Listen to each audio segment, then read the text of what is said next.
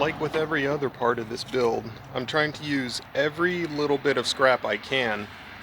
These 1/4-inch lattice strips are basically the scrap that you get left over if you take a 2x4 and you rip it in half into 1.5 by 1.5 boards. So I'm trying to use even these little leftover strips in any way that I can. In this case, I'm going to use these strips as stops so that I can fill the center of this frame.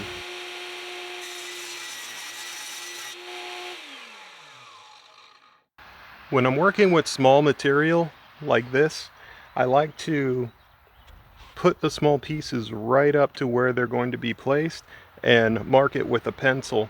You get a lot more accurate measurements this way than trying to measure with a ruler or a measuring tape and then trying to move that over to the piece. Just mark it right on the piece that you're going to cut. 1 1/4 inch might be overkill. I've got some 5/8 here because I'm only driving in 1/4 inch material. I just need something to hold it down while the glue dries. These things look tiny. That's all right. We're good to go. Safety first. Let me go get some glasses. Alright, we'll just put that down right on that edge because our measurements are really tight, so we're going to want to get that as close to perfect as we can.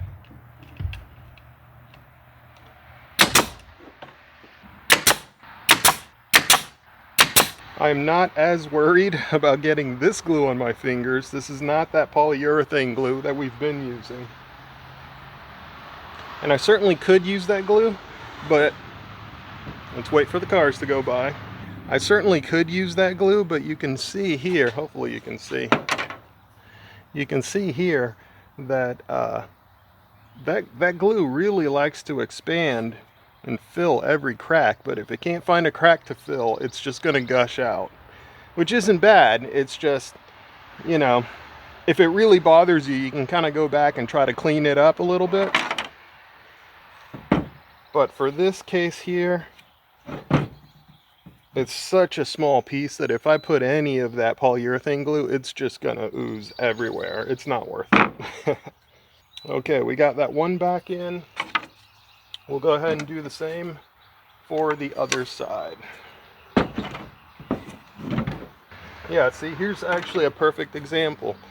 I'm gonna have to go cut the urethane out of these corners because they're stopping my stops from fitting in tightly. So let me go clean up these corners and then I'll be right back. Okay, much better.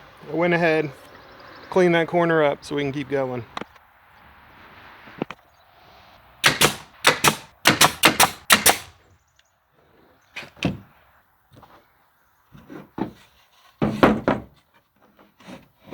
Oh, gross. Okay.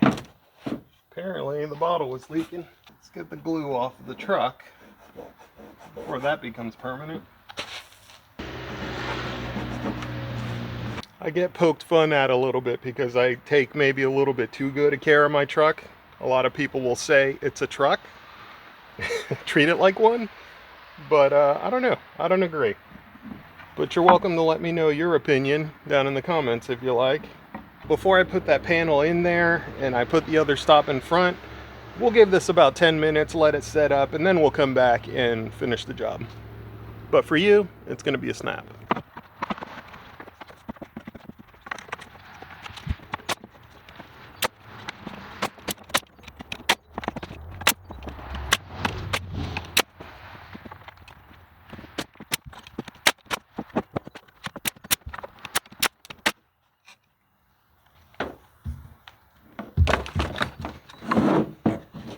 All right, we have a door.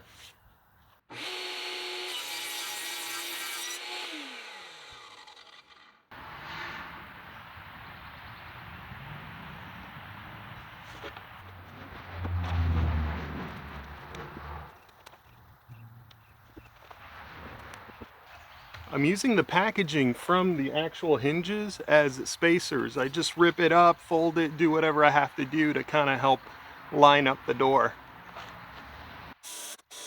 I'm going to stop right here I'm not going to put all the screws in because I feel like I'm getting ahead of myself. I still need to build the door.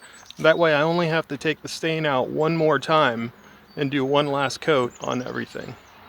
So I'm going to leave it like this. And I'm going to move on to the next project, which is building the door for the run.